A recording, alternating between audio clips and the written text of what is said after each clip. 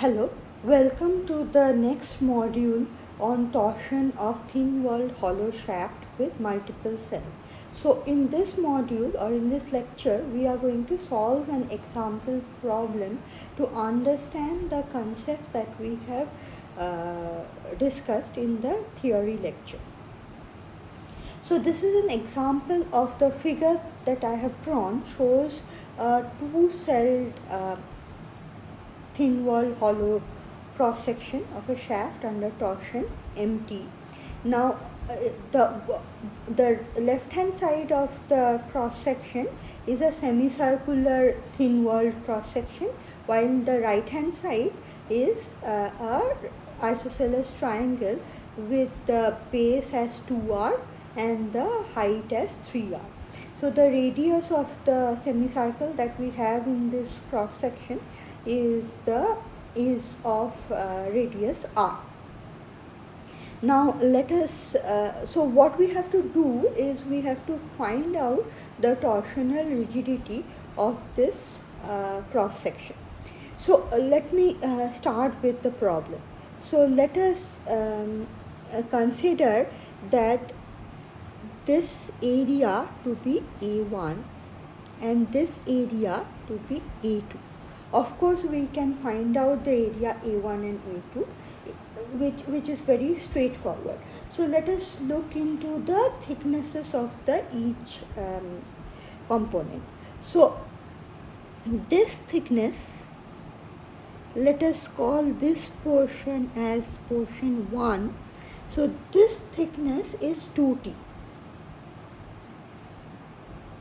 Whereas thickness of the middle portion, which we will call as portion 2, is 3T, and the and this portion, which we are going to call portion 2, has a thickness of T. So this is portion 1, this is portion 2, and this is portion 3. And these two are the junction points. So let us also name them. Let us call them as junction point A and B. Now let us draw the deformed shape of the membrane. Let us see how it is going to look like. So let me draw the x-axis and the z-axis.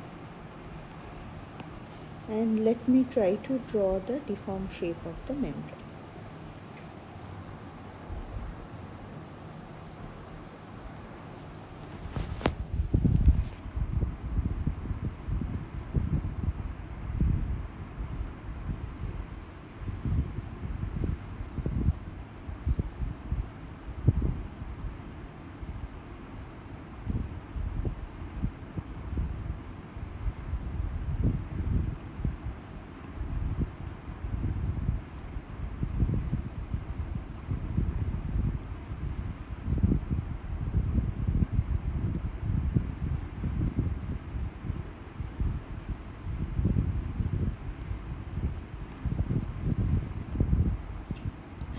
So this is the deformed shape of the analogous membrane.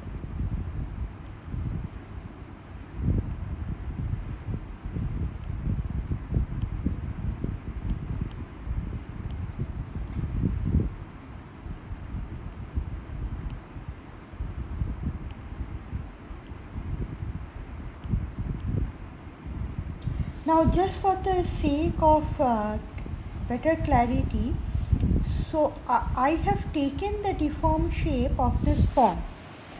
You can very well take the deformed shape. You can very well take the deformed shape of this form, where your H1 is maximum. So I can very well take the deformed shape of this form where this is H1, this is H3 and H2. So this deformed shape is also going to give us the same result. So only thing that will matter is the sign of the different shear stresses or the shear flow. If you are consistent with the sign, then either of this is going to give us the same result. So the deformed shape could be this or this.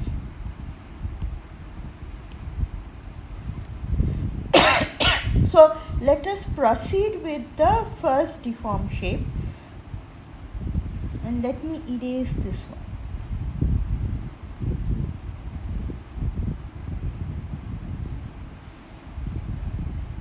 Okay, so from this deformed shape I can say that tau 1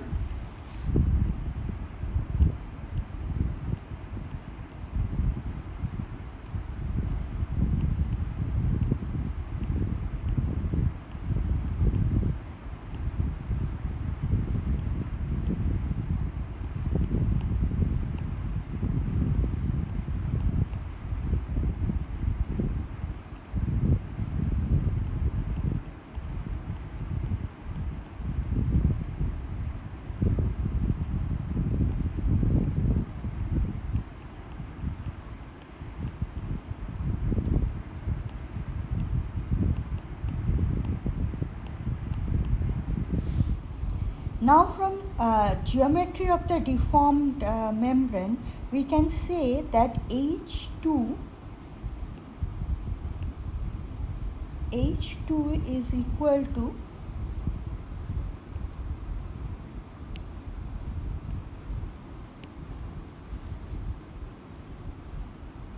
H2 is equal to H3 plus H1. So tau 2 T2 is equal to tau 3 T3 plus tau 1 T1.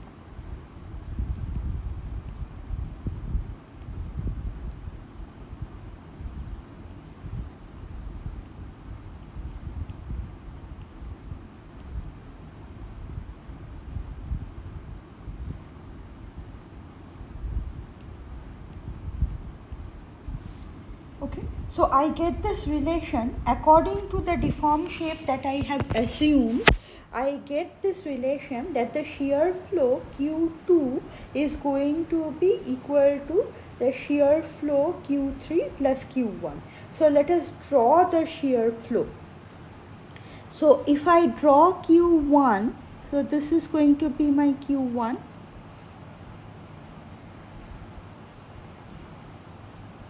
This is Q1. Q3 is also has to be in this direction. So this is going to be Q3, and Q2 is going to be Q1 plus Q3.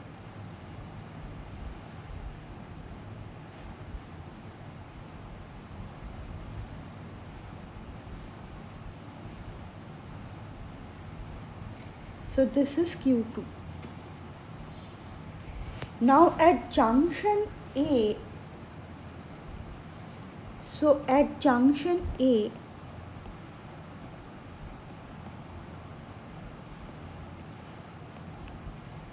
input shear flow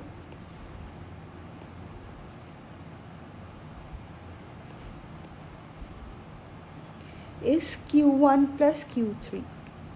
That is the input at junction A, and that is equal to the output shear flow,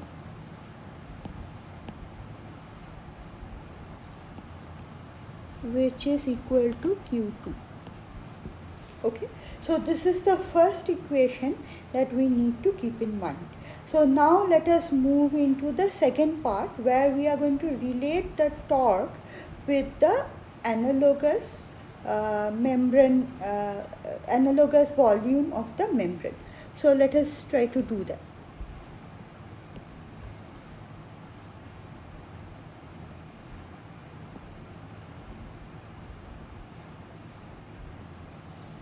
Okay, so now the applied torque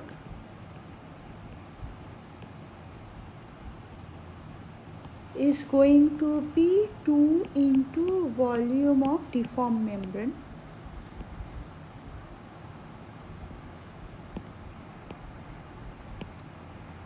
Okay, and that is going to be 2 times,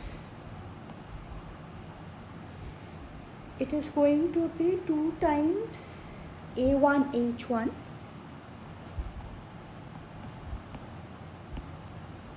plus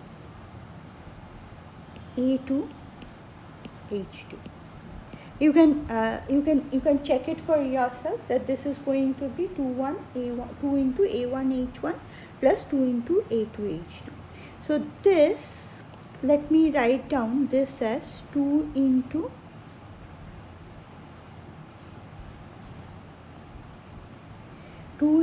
A1 is going to be pi by 2 r square, and H1 is going to be tau 1 into 2t.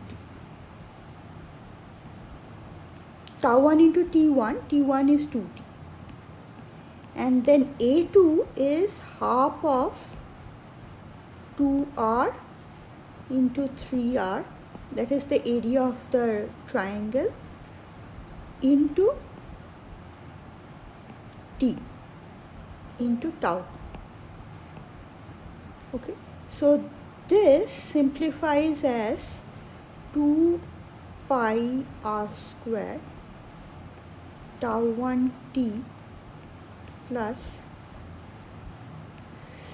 6 r square tau 2 t.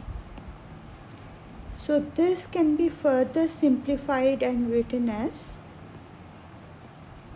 pi plus 3 into 2, this can be written as 2 r square t into pi tau 1 plus 3 tau 2. So that is equal to MT applied torque. So this is my second equation that I get from the membrane analogy. So the first equation was Q2 is equal to Q1 plus Q3. That was equation 1. So this is equation 1. Now let us look into the Bres-Bethes theorem.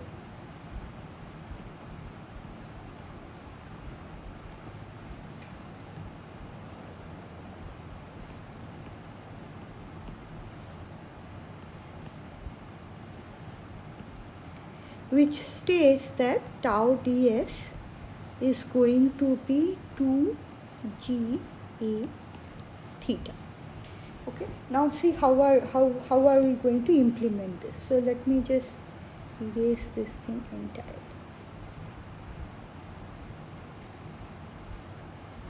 And just write it over here that MT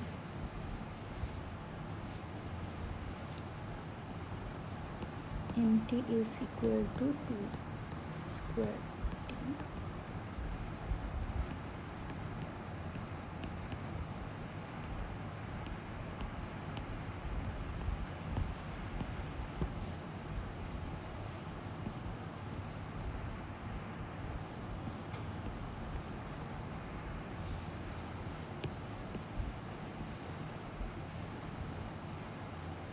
Okay, now let us try to implement this. So for cell 1,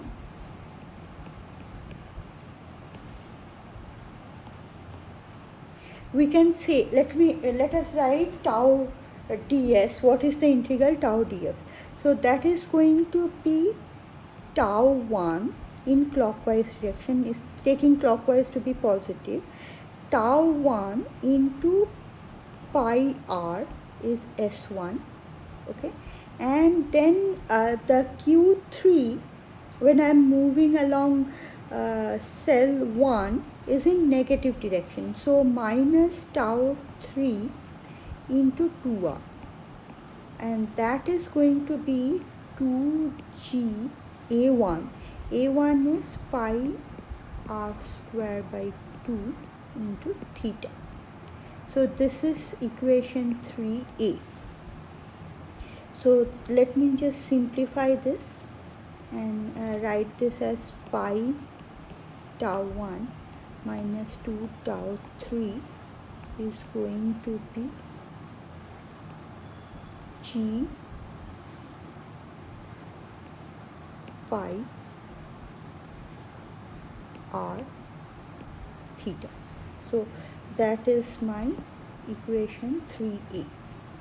So this is equation 3a. So let me just mark it.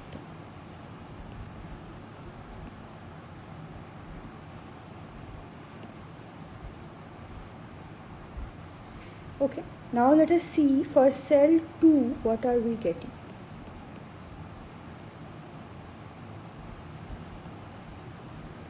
So for cell 2, let me move in clockwise direction. Taking the clockwise direction as positive, I will have tau 3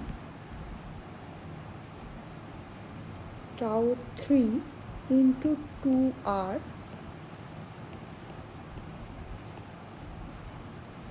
and then plus I have tau 2 into 2 pi r being the length of each side, and that is 2g. a2 is 6r square by 2 into theta. Okay, right? So this is going to give me, if I simplify this, I can write this as tau 3 plus pi tau 2 is going to be 3g r theta. So this is my second part of equation 3. So I can write this as equation 3b. Right? So now again from equation 1, from equation 1,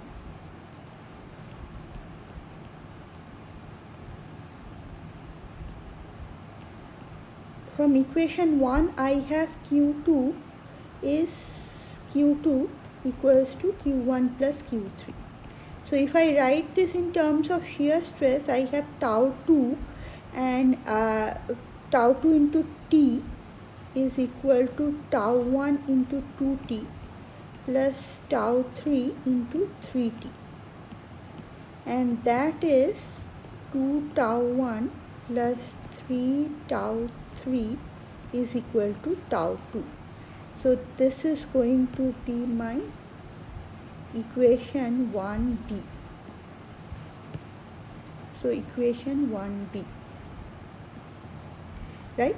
So from equation 1b, equation 3a and equation 3b, I have three equations which involves tau 1, tau 2 and tau 3 in terms of theta. So if I solve this three equation, so solving equations 1b, 3a and 3b is going to give me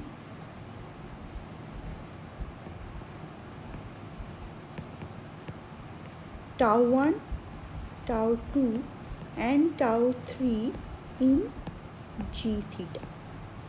Now once I get tau 1, tau 2, tau 3 in terms of g theta, I can plug this in equation 2 and I can express mt in terms of g theta, and that is going to give me the torsional rigidity. So with this example ends here. This is a rather simple example, but a good one to understand the concepts or the theory that we have learned in the last lecture. So with this, I will end this module. In the next module, I will try to solve another multiple cell problem, where instead of 2 cells, I am going to have 3 cells, and see how to solve the problem. Thank you.